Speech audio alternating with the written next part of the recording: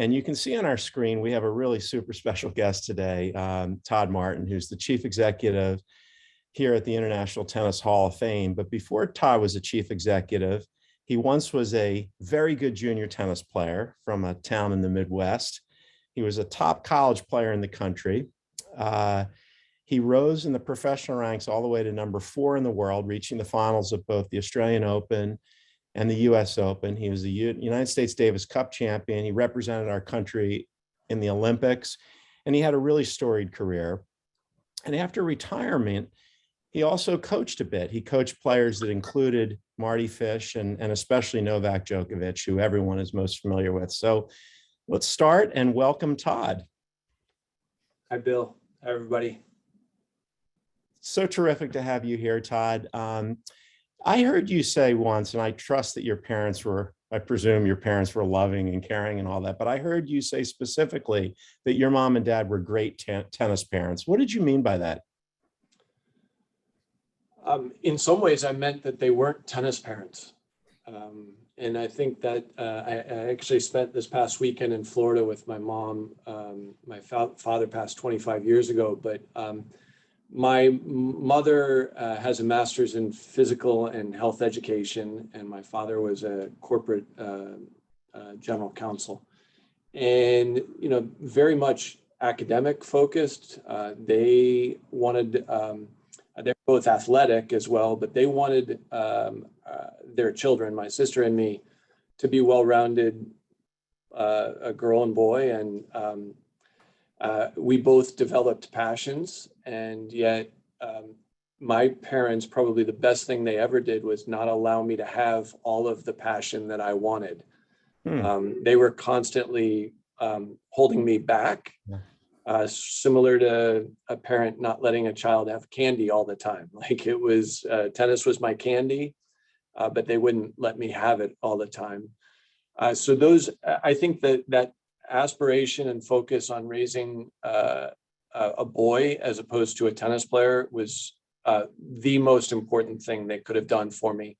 And then the second most important, which was probably more applicable to my tennis development, was that they handed the keys. They found the right mentor and coach for me, and they handed the keys to the car to him. Yeah, well, I think you're referring to Rick Furman, who I had the privilege of working for a little while at the USTA also. No, I'm not nearly the way you do. Talk to us a little bit about the role Rick played in your overall development, perhaps your game, but also your overall development. So Rick Furman, you know, when I met him, he was probably 30 years old. I was 10 years old. My dad got transferred to Lansing, Michigan, and asked somebody at the office, where do I go to get my son a tennis court to play on? There was 2 tennis clubs. Rick was the managing partner of both of them, the head pro. He was really the only guy to talk to in the town. It was a 1-horse town, and he was the horse.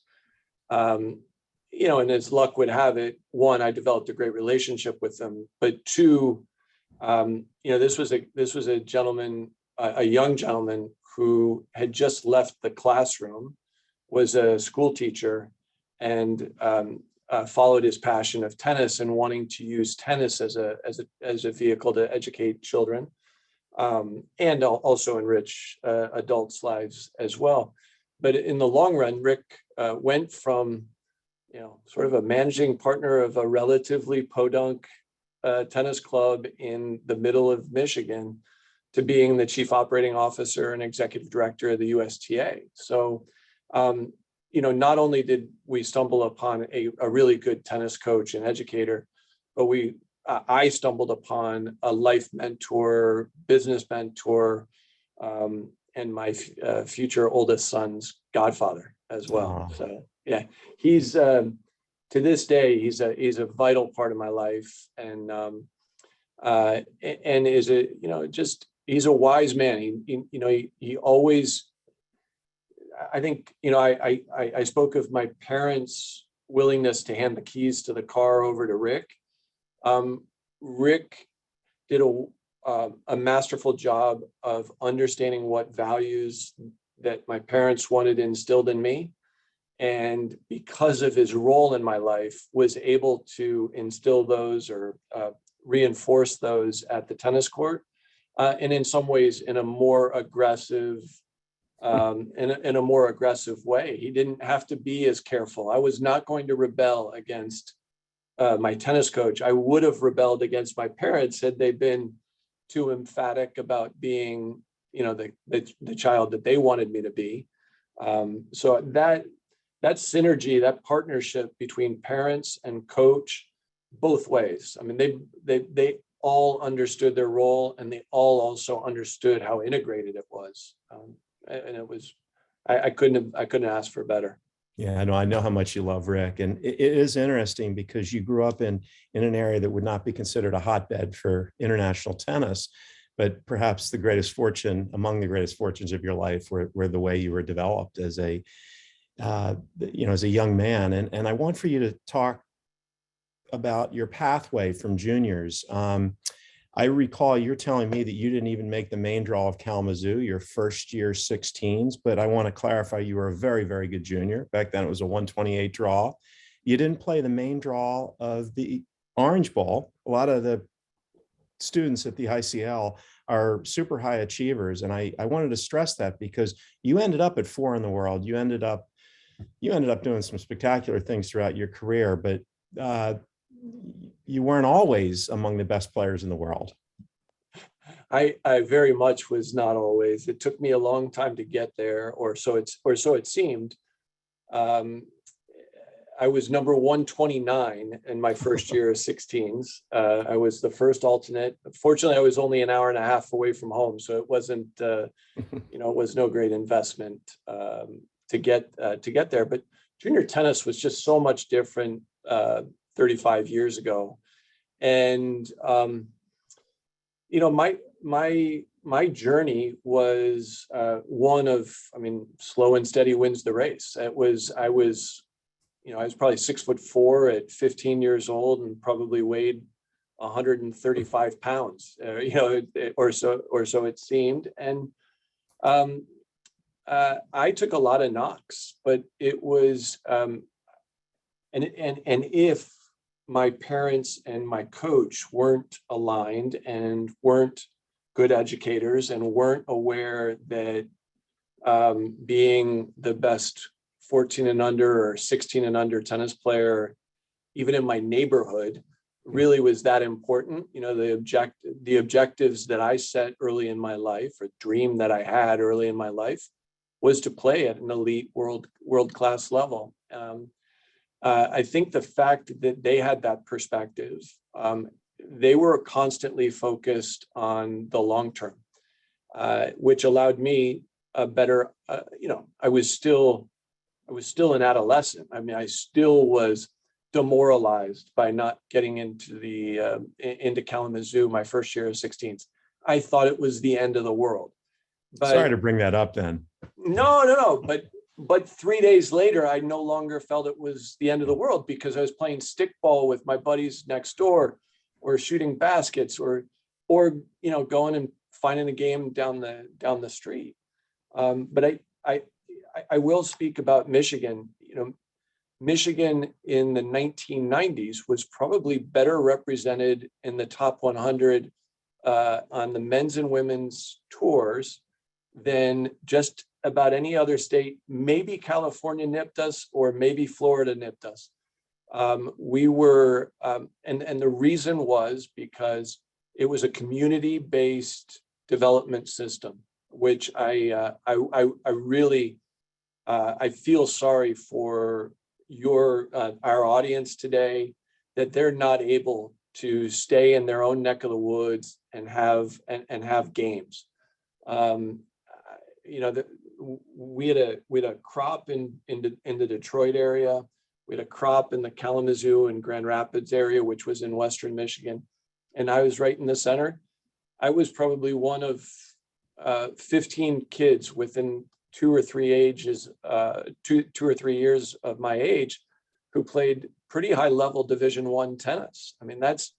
That's pretty unique. One of them is the head coach of the men's team at Illinois, and has been for 15 Right. years probably now.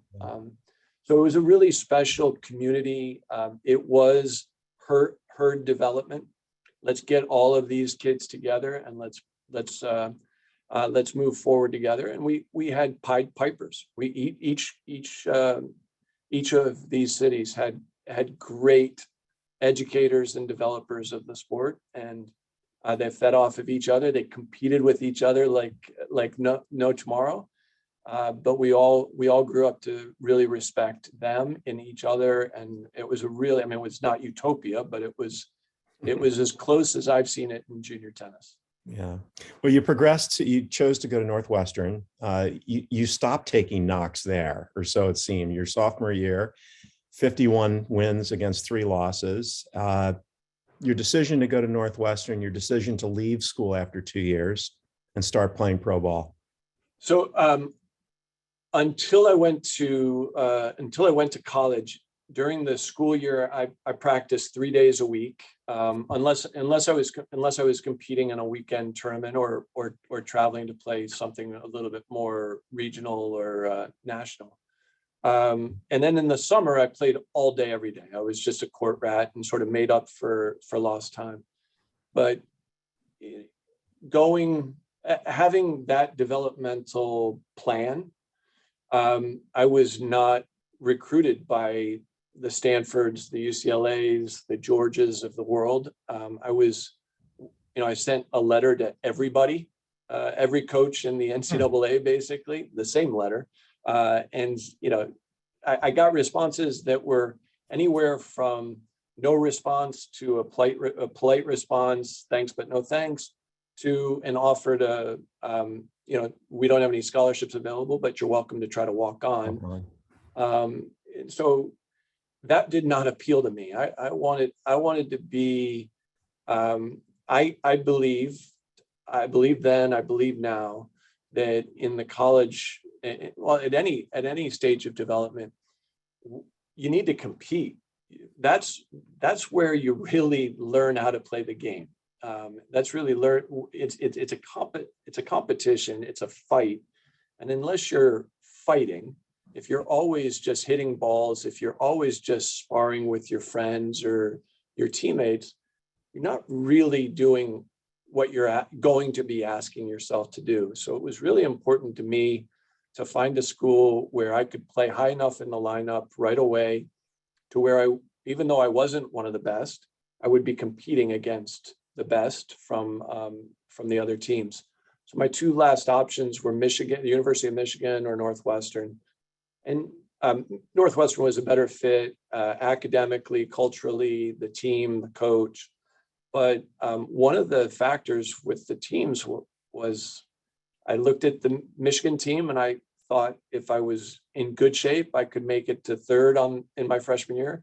If not, I could play 4, maybe even lower in my freshman year. And that didn't appeal. As selfish as that sounds, that just didn't appeal to me. Whereas I did think that I would be at least number 2 singles my freshman year at Northwestern, and that's what I was. So I do feel like I took hits in my freshman year, but I had a really successful summer between my freshman and sophomore year. And then that continued through my sophomore year, which ultimately dictated my turning pro. The Big Ten was not what it is now. So our competition was not like Ohio State and Illinois today. So I was able to play enough matches where I didn't have a lot of competition in my sophomore year. So not all of those 51 wins are as impressive as the others. But I did feel like the summer tennis as an amateur at the professional level, albeit at the equivalent to the future and challenger level, and the 100% focus that I had on my tennis during the summers allowed me to recognize that I had a lot of growth left in me as a tennis player. And ultimately I also struggled academically. I mean, Northwestern's one of the better schools in the country. And I learned that firsthand. And So by the time I did turn pro, the rationale was, maybe it's time for me to dedicate 100% of my attention to something. And if it doesn't go well, I can come back to school and I can dedicate 100% of my attention to that and hopefully be a better student. Yeah. Well, you mentioned you did very well at the challenger level before sophomore year, and your results were such that you were able to get to the big league level, the ATP Tour level, very quickly. But you went from winning about 90% of your matches in college to about half the matches for the first couple, 3 years on the tour. Maybe take us through that until what I think was your biggest breakthrough, which was the 94 Australian Open, where you announced yourself as being one of the best players in the world, the very top player in the world. It's all relative. How were you able to cope with kind of being the big man on campus, being the best player in American college tennis, to going out there and kind of taking 3 L's in a row in 3 weeks, and then maybe winning a couple? And Bill, I think this is the greatest oversight in progression of development. We are all, even at 51, we are all insecure. We are all self-conscious about success and failure and everything in between, and sense of progress. To get into the professional game, and at the challenger level, all of a sudden not to be winning as many matches, like the summers between my freshman and sophomore year and after my sophomore year as an amateur, I did better than I did when I turned pro. So that didn't compute for me. But losing more often, and frankly, leaving the most comfortable environment that I could have imagined as a 20-year-old, entering into a nomadic, constantly traveling. Who am I going to share a room with this week? Playing for money, not understanding money, playing for money and understanding at least that if I didn't win, I didn't make money. And so I even said to my father at one point in time, we'd like to play pool together, and we play $1 a game, and I was better than him, but I missed a couple of shots, and I say, see, I can't do anything for money. Like I was that, it had hurt my core. One of the more impactful conversations was with my agent. I don't give my agent, who still is my agent 31 years later, I don't give him credit very often, because he's too much fun not to. But my original 2-year contract with his firm was coming up, and he reminded me of that. And I said, totally get it. You don't need to re-sign me. It's thank you for getting my career started and giving me some stability in getting my career started. But I understand that I'm not fulfilling what your expectations were. And his response to me was a very sincere, don't think that for a minute. What we've done is we've made an investment in you. We have every confidence in you. It's just a matter of time. You've worked hard. You've gotten great coaching from Jose Higueras, who the godfather of my middle child. And you're doing the right things. And it's just a matter of time before it starts to, the dots start to connect. And it wasn't that long after that I started to have a much better sense that I belonged where I was. And then it wasn't too long after that the 94 Australian Open happened, and that was a remarkable moment. Yeah, for me. Would have been, just to add some color, in your generation, there are 4 American Hall of Famers who were within a year or so of birth to you. And there was and you and I both work for them. So it's great. That's right. They're all Hall of Famers, thankfully. But then there was another group that was, it was maybe the most glorious period of American men's tennis in our history, our sports history in the US. And is that when you felt like you kind of really established yourself as a top player, when you beat future Hall of Famer Stefan Edberg, who'd been one in the world and won 6 majors. You kind of whipped him in the semis of the Australian. Then you played Pete Sampras, who, when he retired, had the most wins, the most Grand Slam titles in history. Was that a big turning point for you, Todd, or was it sort of just like the next step in the progression? That tournament, I'll say it was a little bit of both. The previous year at the Australian Open, so 93, I lost, I don't say this publicly very often, I lost to Luke Jensen in singles. Another Michigan guy. Yeah. And then that was at the tournament before the Australian Open. And then I lost in the first round of the Australian Open, and it wasn't close. I came home, I sort of had a look in the mirror. And then a couple of weeks into February, I made my first ever ATP final in Memphis. And there I beat Andre Agassi and Michael Chang back to back, plus a few other very good players. And then Jim Courier either was number 1 or number 2 or something like that. And I lost to him in the finals 5-7, 7-6, 7-6. Yeah. So to have back-to-back matches against the very best players in the world, I did feel like that was an epiphany for me. And then a month and a half later, I won my first tournament, albeit on red clay, which is a specialist. Which was a little bit out of character for a 6'6" slow guy. And then 93 really did. I mean, I sustained that a level of success, and I would have ended up ranked probably in the top 15 or so in 93. So going down to Australia, if you would have told me I'd make it to the finals, if you would have told me I would have beaten Stefan in the semis, I wouldn't have scoffed at that. I wouldn't have been blown away by that. I think the interesting part is just how I got to the finals, because it was it was just not a smooth trek. In some ways, there was some foreshadowing of 99. having trouble managing nerves, but also the sense of perseverance and just keeping your head down and keep plugging away point after point after point. Because I should have lost one match. I almost lost another match that I shouldn't have even been close to losing. And so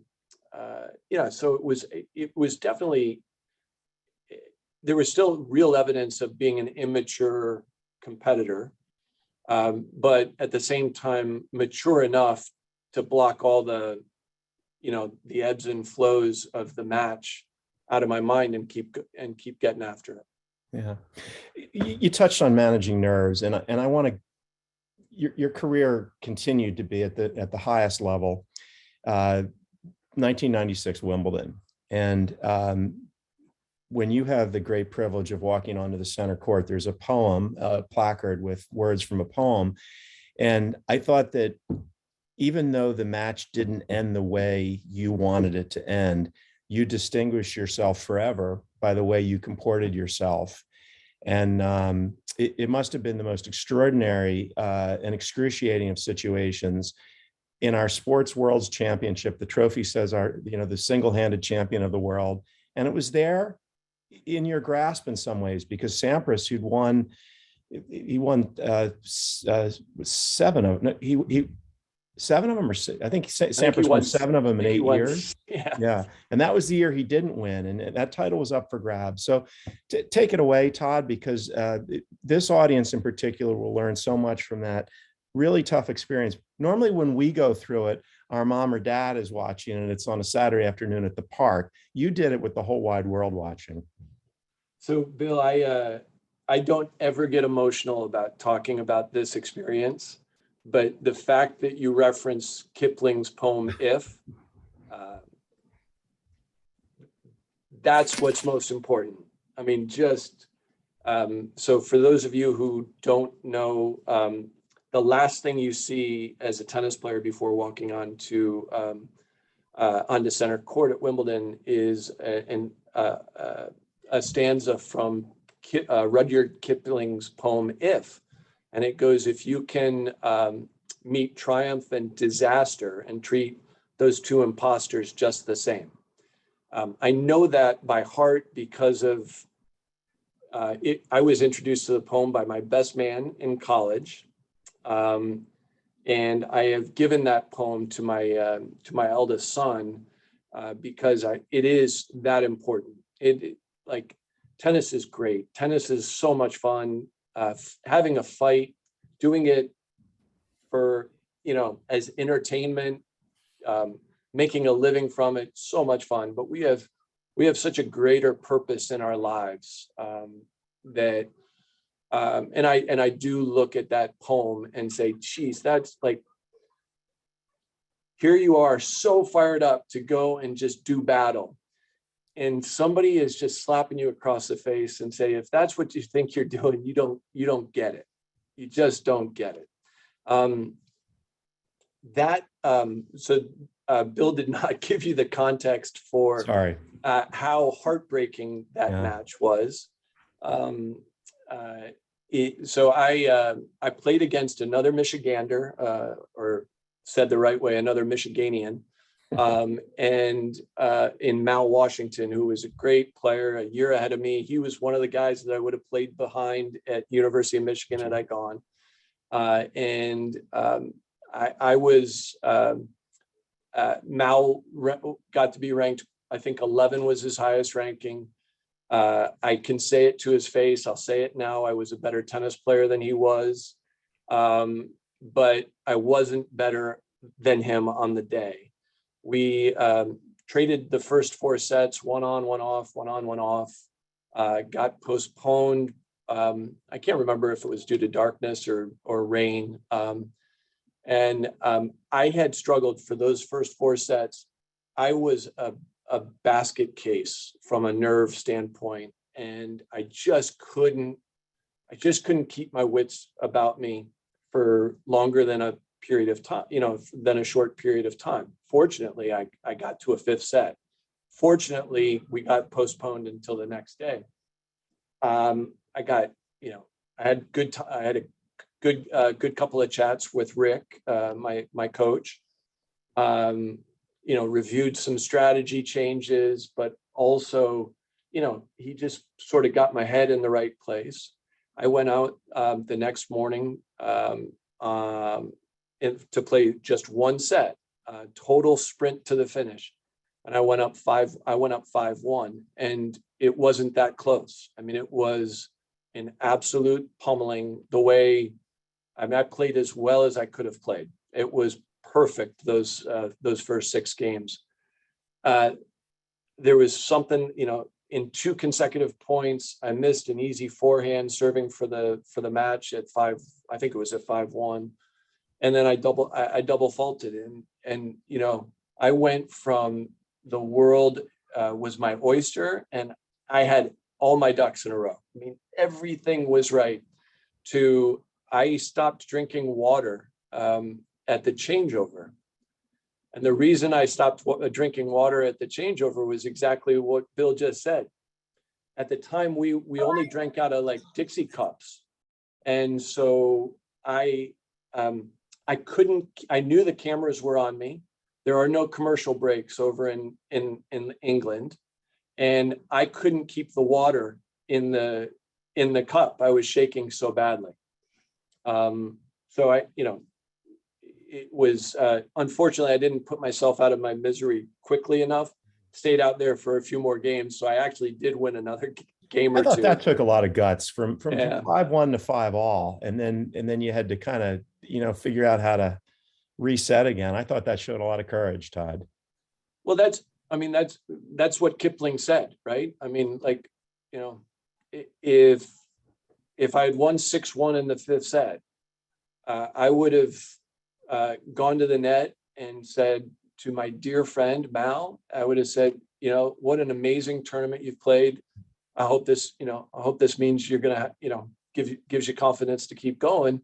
And I would have expected him to come in and say, man, I wish it were me, but go Yeah. get them go get them tomorrow. And I owed it to Mal. I owed it to the sport. I owed it to my coach, my parents. It was really important. It was really important to me, especially on that stage more than any other, to live up to the ideal that Kipling referred to. Yeah. Well, congratulations once again, all those years later, for having done that. That really will be your enduring legacy. And I so appreciate your broaching that subject with the ICL community, because something that we can all share in is the fact that we have all lost a match that we thought was within our grasp, that meant the world to us. And the way you managed it was really inspirational.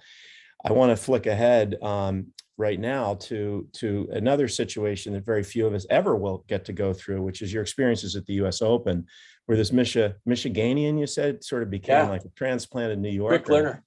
And if you don't Bill, mind, because can I jump in for 1 second, Bill? Please, Kirk. Yes. I came in, Todd. First of all, I'm the founder of the ICL. I've been listening, been a big fan for a long time. And I had to jump on and show my face because as many of the students out there know, Rudyard Kipling's poem "If" is an integral part of our orientation and is sort of a backbone of the ICL. Everyone that goes to the ICL, while we have, over 100 of the top junior tennis players, we're more about character and building the entire person, where the representation of the sport as an athlete and what you represent to the ICL and what you're sharing with us is such a pivotal moment. And sharing that story gave me goosebumps because I remember it. I'm of the tier below you. I mean, Younger is the word. Younger. Yeah. But not far. I mean, Lansing, Michigan was my first zonals, and playing in the zoo and following the path. But really, just wanted to share. I don't know if you're familiar, but Dr. Jim Lair is actually a partner at ICL who does our orientation, and the idea of taking your passion and making your purpose at ICL. These 6 P's that we follow of the process, having perspective, and then showing perseverance and personalization. Everything that you are espousing not only represents that, but in sharing those. I was right there with you at Wimbledon. I mean, it was unbelievable. I feel like it was yesterday. I can't believe we put the year mark on it, but to hear you talk about it, I just want to say thank you for doing this. And Bill, you're doing such a great job, the two of you. I needed to show my face because when you were talking about the poem "If" and sharing that, it is such a representation. So thank you. No, that's very kind of you, Kirk. I don't know if you weren't at the very beginning, but I said that I hope my shoes are big enough to step in your footsteps, because you've done such a great job with these others. Todd, I do want to talk perseverance at the U.S. Open. There's some Davis Cup stuff I want to get to also, but if we have time. But the U.S. Open, I do feel like you became almost like an honorary New Yorker. And in terms of perseverance, you did well a lot of times at the U.S. Open. One year in particular, in '99, when you made it to the finals, it almost seemed like you might not have made it out of the first round. You were very lucky to get through the round of 16. You really hit your gear in the semifinals, and you played an absolutely brilliant match. And then you're in the finals against this other iconic player from your era, Andre Agassi, and you're up 2-1. And if you could talk us through that and the guts it took to kind of go through there, because I felt like the crowd kind of lifted you in the middle of that tournament. And if you want to, you can also talk about the pressure of having to throw out a first pitch at Yankee Stadium during that tournament, where there's something to that too. Nice. You've done your research, Bill. You've done your research. There you go. So I'll start I had the week off before the U.S. Open that year. The week prior to that, I played in Washington, D.C., and I actually lost to Andre in the semifinals. But I got to the semifinals by smoke and mirrors. I didn't, I was horrible. And, I might have gotten a walkover at one point in time, but I was just horrible. I could not have been less confident in myself. Andre beat me 6-3, 6-4 in the semis of Washington, D.C. And I didn't feel like I had a sniff. I mean, it was horrible. And so I went to the U.S. Open from there, and Jose Higueras was there, and I spent a good bit of time talking to Jose when I first arrived, let him know, just you know, not emotionally, I just gave him a full download on what was in my head, what was in my body, or what was not functioning in my body. And he said, and Jose's got a very clear vision about how you prepare. There's off season where you grind yourself to a bone, you taper off, you get ready for competition, you take rest, and all of this. He said, I'm gonna challenge you to, if it's this bad, right? If it's this bad, this is Jose talking. I'm gonna challenge you to do it differently this go round. And this is 9 years into my relationship with Jose. 9 years of me handing the keys of the car over to him. And he said, I think we should have a training season week here in New York. So, and I said, whatever you think, I'll do it. I'll do whatever, because otherwise I'm going to lose first round anyway. If I play anybody who can lift a racket, I've got no chance. So I played 4 hours a day, each day, Monday through, I think, Thursday, maybe even into Friday. Had a couple of days to sort of recover, but that, those mornings were high, full intensity, 2-on-1s for a couple hours, and then match sparring, match play in the afternoon. The court times were weird because they're, you just don't get 4 hours. You don't get 4 hours at the US Open very easily. I played a guy named Stéphane Huet first round from France. A good player. I won the first 2 sets 6-1, 6-1. I lost 7-6, 7-6. And then I barely won a 5th set tiebreaker against him. If I remember correctly, and I believe I'm pretty accurate there. I got a walkover or a default, or I think it was Richie Renneberg maybe, or maybe even Magnus Larsson. But I beat one of them and I got a good break. Neither of them did I love playing. And then against Greg Ruzetsky, who was a top 15 player, one of the 2 best lefty servers in the game. I had food poisoning the day before I played him. I got an IV that day. That's all I did that day, was, other than be sick all day, I went over to the courts and got an IV. I played, fortunately, being from the US, they played me late at night, second match after 7:00 that night. I lost the first set 6-3. I might have lost the second set 6-0. I don't know. I mean, it was ugly. And then I was down 5-3 in the third set. He took his foot off the gas for a moment. I think he might have had a match point there. I ended up sneaking through a tiebreaker. I went over to sit after the set, and I was like, geez, I don't feel any worse than I did at the beginning of the match. So why do I have my foot off, off the pedal so much? And so I kept on plugging away, and lo and behold, I was down 4-1 in the 5th even, and I won 6-4 in the 5th, and I won, something I've never done it before or ever after. I think I won like 19 out of the last 20 points. It was just ridiculous. It was ridiculous. And his serve was at the level that you weren't supposed to win 2 points in a row off of this serve. And then then after that, I played really, really well. And I played really well against Andre. I lost the first set. I got broken in the first game I served, lost the first set, won 2 tiebreakers. Let me interrupt you. Let me interrupt you there. As you know, I worked at the LTA with Brad Gilbert, and Brad Gilbert once told me that he had never seen a top player look, and he said this with absolutely the utmost respect for you, by the way, so don't misinterpret what I'm about to say. He said he'd never seen a top player look so nervous in the warm-up against Agassi. He said, because Todd Martin hits a clean ball. Todd couldn't even keep the ball in play and warm up. So it's interesting that you started by saying you lost serve. Was it just nerves overcoming you? And again, I am curious, is that more nerve-wracking than throwing out a first pitch in Yankee Stadium because you're a tennis player? I will tell you no. It's more nerve-wracking to throw a first pitch at Yankee Stadium, but I was up 40-15 in the game that I got broken in the first set. And I hit a good serve. Andre mishit a return. It was a sitter. Yeah. I had a backhand cross court, which Andre and I had played each other enough that he sort of knew I was going to hit it as hard as I possibly could cross court. He guessed right, and he shoveled the ball past me, and it was just sort of a fluky early break. And I played well from there. So that was not nerves then necessarily.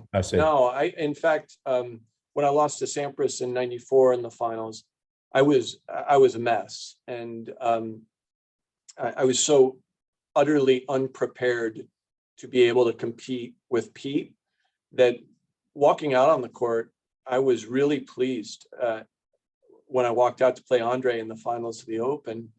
I had been able to sleep the night before. I had been able to eat that day. I was really and truly prepared, as well as I could have been, to compete, to play, to win the tournament. He was just better than me. There's loads of things, right? I think I had 9 break points. I don't know how many of those were second serves. I loved to attack Andre's second serve. I didn't break him once in the entire match, which is probably the only time I ever didn't break his serve. But he was better than me. And that's what champions figured out. I mean, Andre, this was the second half of his career when he was really mature and super responsible as a competitor.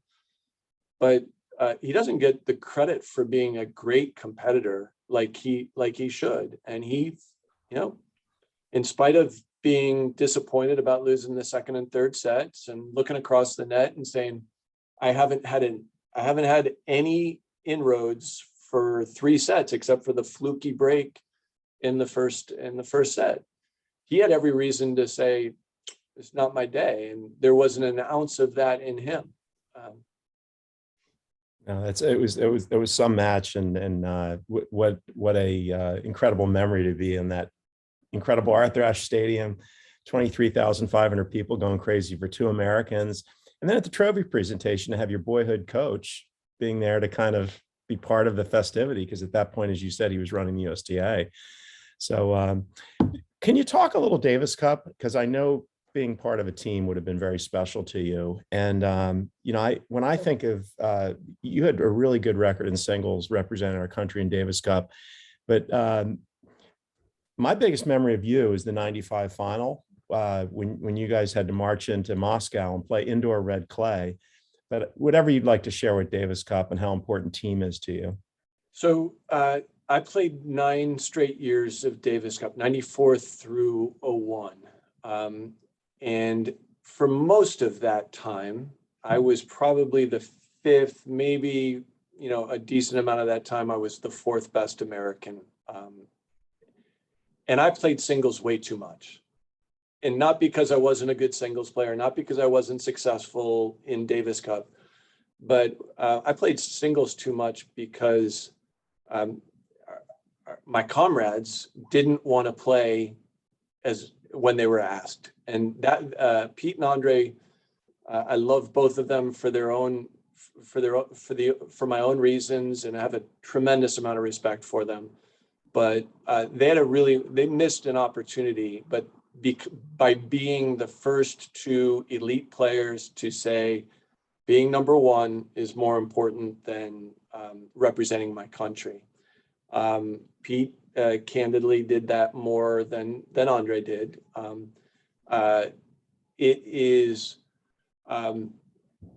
It's a disappointment for me to look back and say, and I don't worry about my results, but it's a disappointment to look back and think, for those 9 years, the US only won the Davis Cup 1 time. I mean, this is a period of time where it was sort of like having Nadal and Federer on the same team. I mean, it's the easiest way to say it. Well, the 1 year you wanted, you had a big hand in it, and it wasn't a sure thing beating the Russians on clay. Yeah, so that year, not coincidentally, probably, I played more doubles than I played singles. But I did the semifinals against Sweden. My partner Jonathan Stark and I lost what we thought was a really important doubles point to the Swedes. Andre, we were playing in Las Vegas, where Andre's from. Andre got injured. We didn't know it at the time, but he was unable to play singles on Sunday, so I subbed in for him.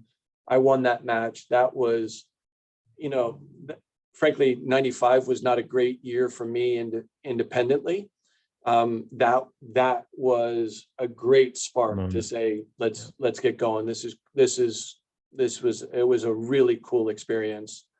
And then in the finals, as critical as I can be of Pete for not playing Davis Cup more often, when he played, holy cow. It was blood and guts. And so he, on his worst surface, as slow as possible, he grinded out a marathon win on Friday, best of 5. He won match point, and he was so elated, so exhausted. He goes into a full body cramp, gets carried off the court. I had been practicing to play doubles with another one of our teammates, Richie Renneberg, all week long. While we also knew Pete was a candidate to play doubles, he and I had played a ton of doubles together, and it was sort of plug and play.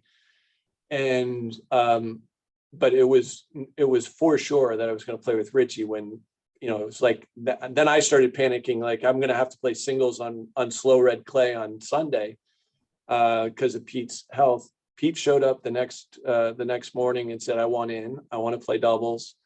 He played a really good doubles match. In fact, probably better than normal, because he trusted me more. He had to control himself. If there was one thing he didn't do great in doubles, he liked to play singles a lot. So sometimes he got into such a rhythm, he'd try to take the court over, and then we'd get exposed. But we played a really good team. Kafelnikov, who's a Hall of Famer, and Andre Olhovsky. We won a really important match, and that gave us a 2-1 lead going into the finals. And then Pete showed up and beat Kafelnikov on Sunday. And honestly, Pete's lauded for winning 14 Grand Slams. Pete's lauded for winning, every Wimbledon forever and a day, being number 1 6 times at the end of the year. As a singular achievement, that weekend, going 3-0 against Russia in the finals of the Davis Cup was out of this world. And I put it up. I'd stack that up against anything he ever did individually. Yeah, great pride to be a part of that team. So I want to take a couple minutes because when you stop playing, eventually you became a coach, and you can tell by the way you present yourself how thoughtful and terrific you'd be as a coach. You coached the player who became the #1 American, Marty Fish, and you also coached someone who has now gone on to win 20 major titles, Novak Djokovic. The transition from being the player where it's all about you to the coach where it is literally all about them. How'd you manage that? And what did you learn from being a coach of two of the best players? Well, I just want to start by first saying I am the secret to both of their successes. So that's good. Bill, I mentored a number of young players. It was just, and I didn't get asked to mentor. I so valued my relationships with my mentors. I wanted to live into that image of Rick and Jose. So I was constantly trying to help the younger players when I was playing, and Marty asked me to coach him very soon after I retired, maybe a month after I retired, he asked me to coach him. And I was, there was only one thing that I wanted to do after I stopped playing. And that was to coach. I just didn't want to coach on the road. I didn't want to be, I didn't quit playing and that lifestyle so that I could focus on somebody else's tennis and live that lifestyle. I had a wife and a young child, and it was a miserable lifestyle for all of us. So I needed to be careful about how that was tailored. As it turns out, I really was not a good coach. And I say that with respect to Marty. I think if Marty knocked on my door today, I would be a great coach. I'm confident of that. Marty knocked on the door when I think Marty was probably a recent silver medalist at the Olympics, a really capable and talented young player, immature. And I was a tennis player still. I was a tennis player and a mentor. And there were some things that I absolutely needed to pound Marty on the head about in order to serve my function the way I needed to. And I pounded his head a couple of times about a couple of things, but I probably left 3 or 4 things on the table. And had I been a more mature coach, a more experienced coach, I think I would have driven a harder bargain with him, and I ultimately would have helped him be more successful earlier in his career. Yeah. We spent 2.5 years together, and I love the guy. I think the world of him, and he is a super person. And he became a remarkable tennis player, and frankly, I think that's probably the greatest illustration of my failure as a coach, is that I was surprised by how great of a tennis player he became, because I didn't think he was a cerebral tennis player when I was coaching him. What I realized was that I wasn't driving a hard enough bargain on some other things to get to the point where he was in good enough shape to be a cerebral tennis player. As it turns out, it's a brilliant tennis mind. But I could have been much better. And with Novak, frankly, it was a really strange year of my life. I learned a lot. I do think he learned a lot as well. Novak grew a lot and succeeded at a remarkable level pretty soon after I stopped working with him. And if I take any credit for any of his success ever, it would be when he fired me. And because it was the best coaching I had ever done. I told him very directly the errors in his own professional life, and a solution to addressing them. And I at the end of the day, I do believe that he would not have had success had he not taken control of his life better than he had when I was coaching him.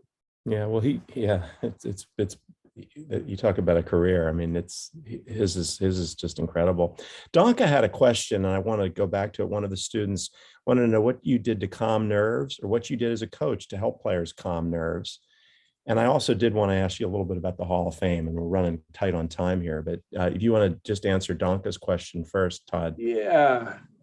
So I told the story about the '96 semifinals at Wimbledon. I was, and I also referenced the foreshadowing at the '94 Australian Open. '96 Wimbledon was not my first experience, sort of having a mental meltdown, not an emotional meltdown, I didn't blow my gasket, but literally I just, I would get so far ahead of myself. I used to think about what I would say at the press conference. That is like that's sports psychology 101. stay in the moment.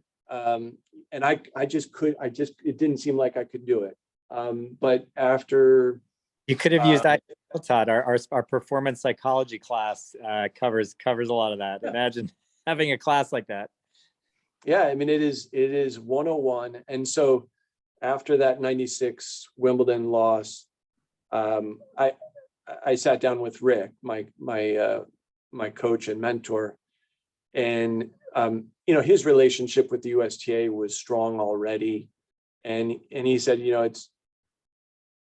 need to speak to somebody. This exceeds, and he's a good sort of armchair psychologist himself, but he said you need to address this. This is a real problem, and it's a problem that's able to be addressed. So I probably 3 to 5 days after I got home from Wimbledon, I was sitting with a sports psychologist in my kitchen and spent a few days with him.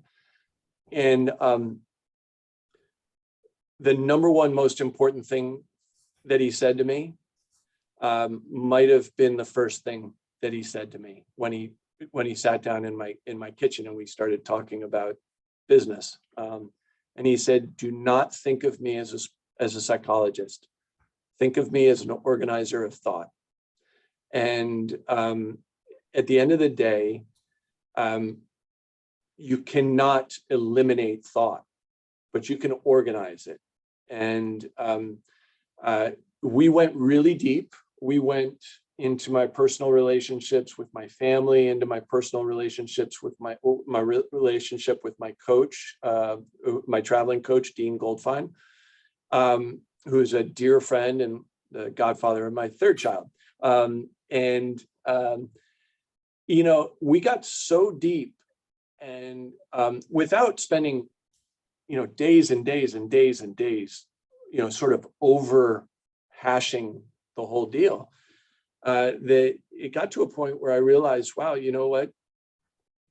There's a lot that I don't understand about me, and there's a lot that I don't understand about life. And it got me thinking about organizing my life better, not dissimilar to the message that I gave Novak when he fired me. It was really important that I understood better how to compartmentalize and how to manage thoughts. There were certain thoughts that if I was aware of them, if I were self-aware, I could keep them off the court. And others that were bound to creep up into my mind, but I was able to learn how to redirect my thoughts. And that's, as much as anything, sports psychologists will talk about breathing, we'll talk about ritual, they'll talk about keeping your focus on your strings and keeping your head down. And all of those things are good methods, but they're all methods to redirect your thinking to what it should be on, and that is the present moment. I don't know if that answers Danka's question, but I did not sustain my sports psychology past probably 12 months after that. Naively, because I probably felt like I had addressed the issue and I was in control, which was true, but the sustained sports psychology, even if it were just somebody that I'd call once every couple of months just to have a check-in, it would have been wise for me to have done. Yeah, and as Kirk mentioned, the ICL, these kids are so fortunate to have this course that they take in performance psychology. And I think Mike Harper is the faculty member that leads it. And it's wonderful to hear someone with your extraordinary playing background kind of coping with some of the on-court issues and uncertainties and anxieties that so many of these young people tuning into this webinar would. I wanted to, the hour's flown by, and I want us to talk for just a minute about the Shrine here in Newport, Rhode Island. We work at the most special tennis place in the world, the best grass course in North America. It's the place where the greatest legends of our sport are honored, and we hope to inspire through that. And I'd be remiss to not ask you, as the chief executive, to say a few words about the International Tennis Hall of Fame. So most good things in my life, most, not all, but most good things in my life can have a line drawn back to the sport of tennis because of it. Me too. Most of us, right? Most of us in this sport have a lot to be thankful for about the sport. When it came to the revelation that professional coaching was not a good fit for me, I got into. I still wanted to teach. I had a burning passion to share knowledge and share the sport with young people. So I started a business in Florida where we lived, and I also joined the board of directors of the USTA around the same time. And so I started getting, and like a naive entrepreneur, I did something so that I could practice a craft and make a living. And lo and behold, I was only running a business. I was not on the court anywhere near as much as I wanted to. I was working with the 5-year-olds and trying to get them, organized, which was a bad fit for me and a bad fit for them. But I started to really have a deeper and deeper appreciation for business, a deeper and deeper appreciation for how important the systems of our sport are to get us to the point where we can enjoy a sport. I was recruited just before the end of my second year of running my business. I was recruited by the former chairman of the Hall of Fame to take this role. And I looked at myself in the mirror. I talked to my wife and was like, I owe so much to the sport. I'm not going to ever repay that debt. Running a junior program at a local club in where we were. It was, to me, it was not a calling. It was a way to make a living and really enjoy my family and where we lived, which we absolutely adored. I looked at the opportunity here, one, to be a massive challenge, a massive challenge from a professional development, personal development standpoint. And I did look at it and say, if I stand to have a broader impact on the sport and a better rate of debt pay down that I owe the sport, it was going to be at the Hall of Fame. I didn't come here because I'm a historian. I didn't come here because I have an interest in preservation. We are a National Historic Landmark. If any of you have been here, it's the most amazing place. So you should visit. But I do have such appreciation for those who've done this well, who've played the sport well, for the values that they represent and passed along, the heritage that nations like Australia have passed down all the way through the generations. And I generally believe that the history of our sport is inspiring. I believe that we can learn so much from the stories on the court of Pete and Andre and Rafa and whomever else.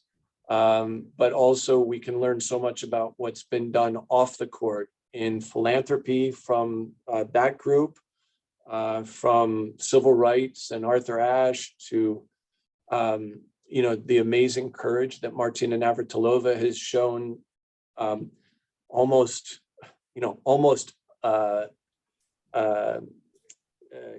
constantly through her life of challenge, from Czechoslovakia and defecting to coming out to whatever she's done.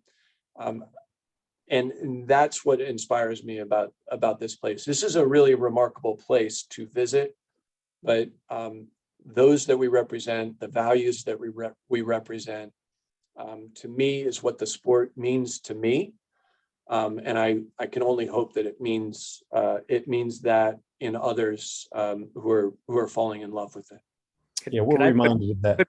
you on the spot for a second, because we believe so much in the history of tennis and what the sport has given us. I mean, what it exemplifies, everything from Rudyard Kipling on, but really what the Hall of Fame represents is capturing, that story. And, with your guys' help, we would love to create even a course under, an elective course under sociology. Our goal, Todd, is to combine and tailor academics to what kids believe. So tailoring, bringing tennis into the academics and vice versa, sort of making it a holistic way. Because if you're so passionate, it is important to understand Arthur Ashe's story and Martina's story and the history of the game and sort of what it means on a global scale. And we'd love to maybe work with you guys on creating some kind of an elective course or a way that we could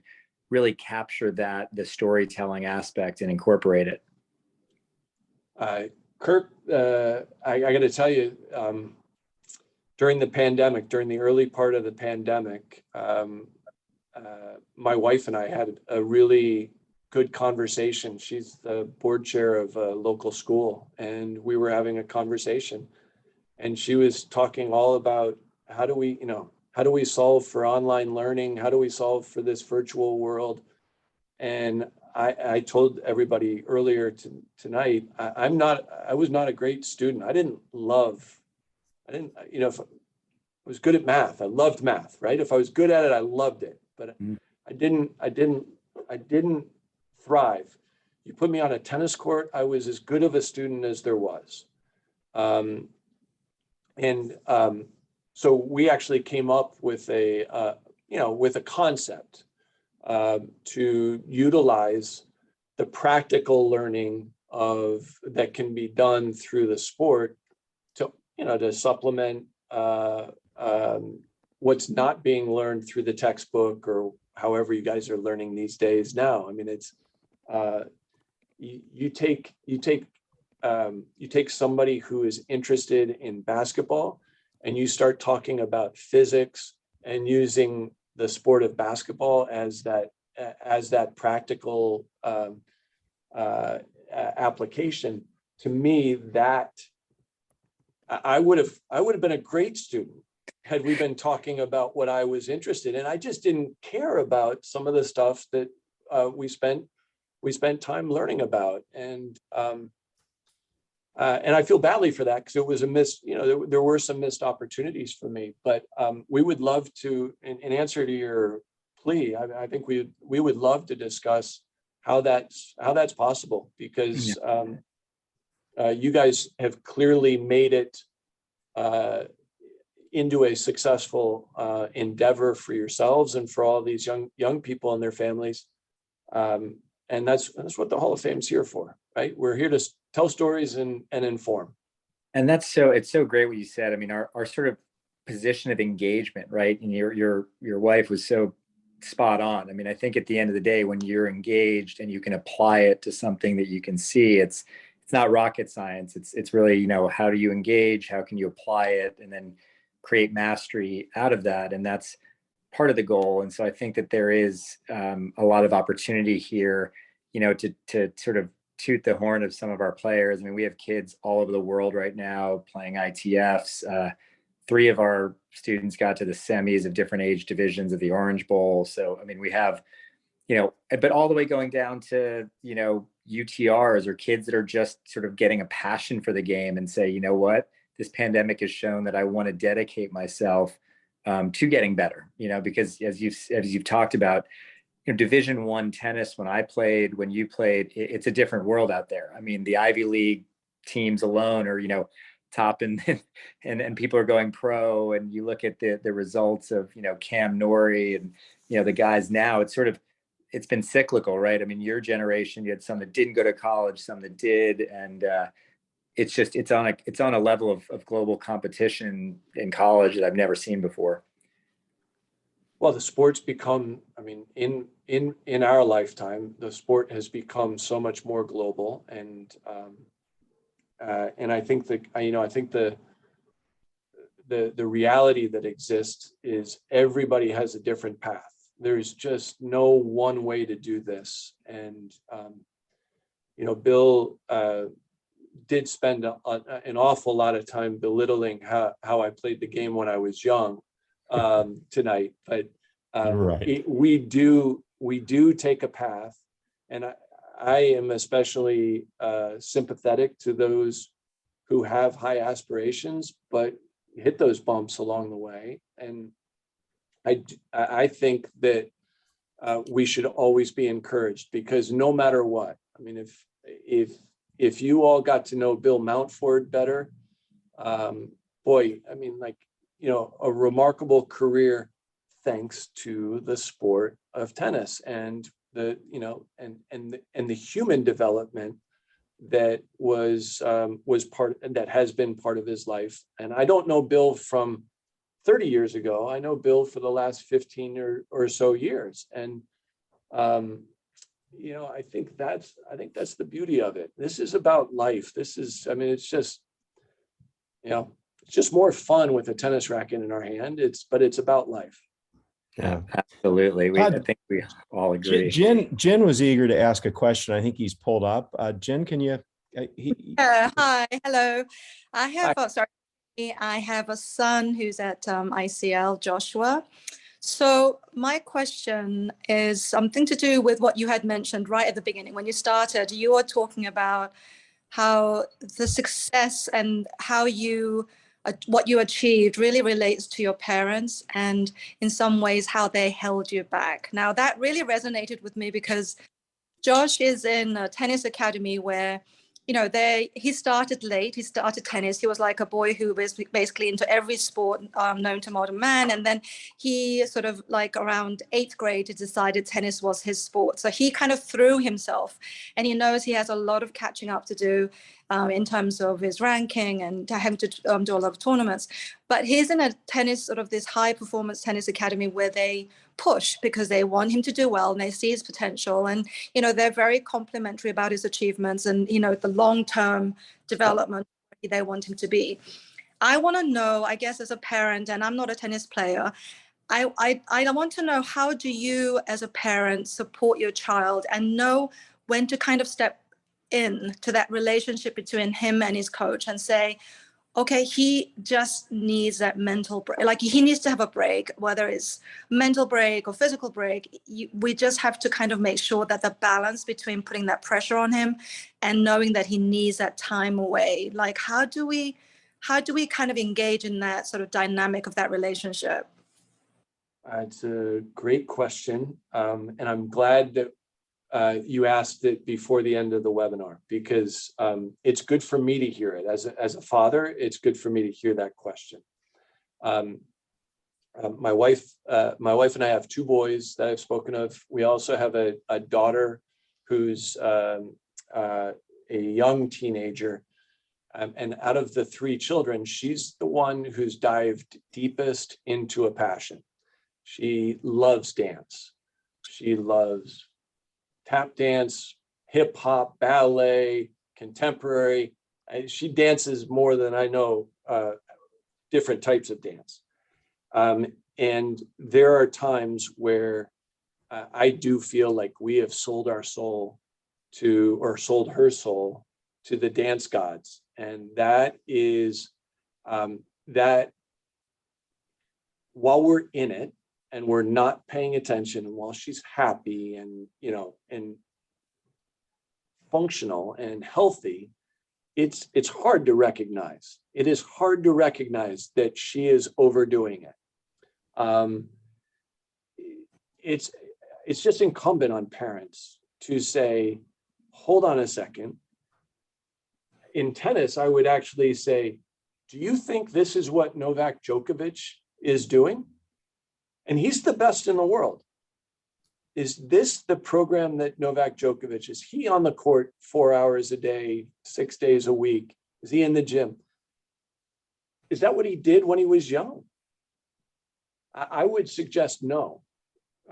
I know he's not on the court 4 hours a day because I once was on the court with him a lot, and that didn't fly. So I think that's one question. But remember, we talked about my parents and my coach. My parents were responsible for me. They entrusted my coach to be my guardian at times when we traveled, and be the responsible adult in my life when I was at the tennis courts. But if they didn't like it, that was the decision. Now, there's a fine line between that and not believing that the coach knows what they're doing and not entrusting the coach to be the coach. But Kirk referenced the 6 P's, and one of them was perspective. Kirk's using that word perspective for the child. The coach needs to have that word embedded in them, and so does the child. You got to trust. To me, it's a matter of trusting your instincts, also allowing the child to understand their own circumstances. Typically, the child will know when it's too much. The child will know when the coach is pushing too hard, and then if when that's not the case, the parent does need to speak up and and exercise the authority of the parent. Yeah. Todd, That's I'm conscious so of time. Yeah, Go. no, thank you so much. I mean, and that's a great question. And so much of what we want to do is try to help parents understand this. We do have so many parents who are first-time tennis parents, and Todd, we are here to help you as well. We have an ICL dance program with a similar aspect of. And actually, we have a very funny story to share. There's one of our players is #1 in the nation, and unbelievable young player, and started actually dating a girl from ICL, even though it's virtual. Don't ask me about that part. Who's a dancer, and said, "Wow, I thought I trained hard, but these dancers just take it to another level of how much they're how tough and how grueling a schedule and day in day out and week in week out." And so we're here for you as well. We have some of the equivalent of Todd Martin's some experienced pro dancers who've been through it and like to offer that. So however we can help you in dealing with that. That's nice. Do you have parent counseling? Yeah, I think that's the issue. Yeah. It's a great point. I mean, by the way, I want to thank both of you guys. I mean, we could really go on and on because I'd love to continue this, and your passion, your perspective, your purpose. I mean, everything that you hit on all the 6 P's in your storytelling, and knowing the quality human being, and knowing that you saw the greater objective in the beginning, that understanding going through juniors to college to the pros, and really maximizing that potential. I mean, getting to 4 in the world when you were, and Bill, thank you for mentioning it. I mean, you were in the golden era. I mean, you look back now and, these were just people that you played against, but just thinking that, people forget to talk about a Mal Washington, Michael Chang just turned 50, Jim turned 50. I mean, you had Courier, Chang, Agassi, yourself, Sampras. I mean, this is just, and we haven't seen anything since, but, it's that era, the camaraderie, as you said, the team playing the Davis Cup, and, not knowing, and we've had Novak on talking, we've had Tommy Haas and Monica Seles, and, it's funny that the ideas of recovery weren't really around then. The same concepts of the diet, the importance put on injury prevention. It was a crapshoot with you guys. I mean, you guys were giving your all the time, and there wasn't the same data that you have now. And I'm sure as a coach, you probably saw so many things. You're like, wow, I didn't do that when I was younger. Absolutely. And in some ways, I mean, data, the data has made us so much better, right? But every now and then, I think we need to sort of set fire to data, mm-hmm. and just remember one, it's a game. Two, it's about life. And three, it's really fun. I mean, it's just like you learn so much about yourself when you're not consumed with what's my strength and conditioning coach telling me to do? What's my nutritionist telling me to do? And now listen, if I were to rewind the clock 30 years, I'd have a sport, I'd have a psychologist, I'd have a strength and conditioning coach, I'd have a nutritionist. But I wouldn't have as much fun as we did. And at the end of the day, I've referenced scores of matches that I didn't think I remembered today. There's years of my career that I cannot recite to you, but I can tell you the practical jokes that somebody played on me in the locker room, the card games that we would have. I've got a WhatsApp chat with probably 75 of my former friends and their friends, all from professional tennis. It all started because one of our friends had a stroke, and the next day we had 75 of us cheerleading.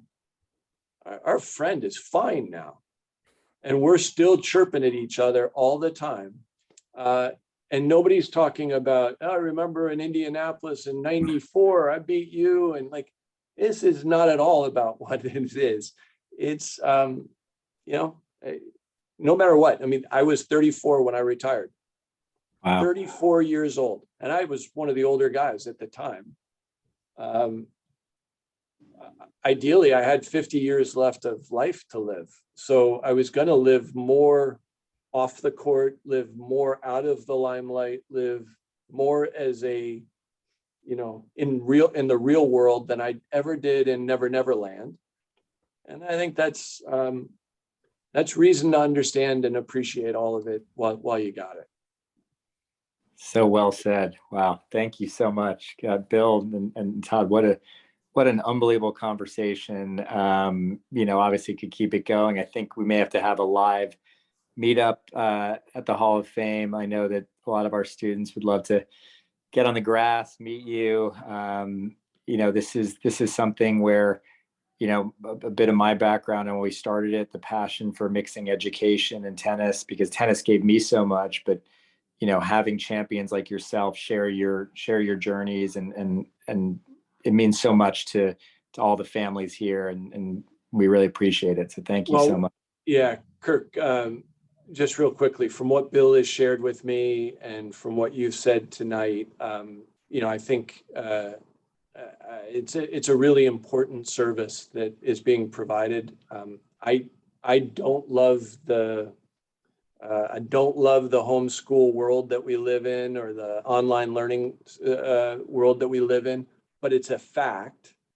And the fact that you're committing to do it right and to consider the whole child as the mission gives some of us skeptics a lot of reason to be optimistic about the future. And for the parents that are listening, just understand there's really more important stuff at the end of the journey. It is a journey. And for the kids, go whole hog. I mean, just go as hard as you can, as long as you can. If you really love the game, I will tell you, I love what I do, but I'll never love what I did or what I do as much as I did when I was playing. It was the absolute best. But there's bumps along the way, and you got to just keep on plugging away.